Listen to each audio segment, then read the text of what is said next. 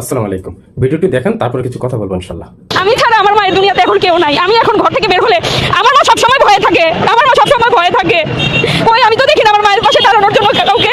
আমার তো একটা ভাই নাই, আমি তো ফোন দেই, কই আমার ভাই তো আর এখন ফোন রিসিভ করে না। আমার মা ফোন দেয়, আমার ভাইয়ের একটা ফোনের অপেক্ষা থাকে, ভাই কই, কাউকে তো দেখি না। সবাই সবার মতো সবকিছু নিয়ে ব্যস্ত। আমরা অনেক আশাবাদী নিয়ে জুলাই সনদের জন্য, গণভোটটার জন্য আমরা ছিলাম। আমাদের এগুলো আপনারা নষ্ট করেন না ভাইয়া, আপনি এটা নষ্ট হইতে দিয়েন না। সবকিছু আপনার হাতে, আপনি শুধু সংসদে বসে থাকেন আর গালে হাত দিয়ে থাকেন। গালে হাত দিয়েন না ভাইয়া। আমি বোন, আপনি আমাকে বোন ডেকেছিলেন, আমি সেই আপনার সেই বোন। আপনি আমার মাকে মা বলে স্বীকৃতি দিয়েছিলেন, কোথায় আপনার সেই মায়ের খবর তো কেউ নেয়নি।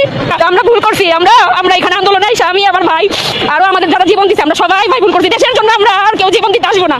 দেশের জন্য কেউ জীবন দিবেন না, কেউ দেশের জন্য জীবন দিবেন না। বাবা মা সন্তান ভাই বোন ওনাদের কথা ভাববেন, জীবন দেওয়ার আগে ওনাদের কথা ভাববেন, ওনাদের কথা ভাববেন ভাই। প্রিয় বোন, আপনাকে সান্ত্বনা দেওয়ার মতন ভাষা আসলে আমার জানা নাই। আপনার কান্না দেখে আমি নিজে আসলে আবেগে আপ্লুত হয়ে পড়েছিলাম। শুধু আপনাকে এতটুকুই বলবো, ধৈর্য ধরুন, আল্লাহ আমাদের সাথে আছি। ইনশাল্লাহ আমরা একদিন সফল হবই।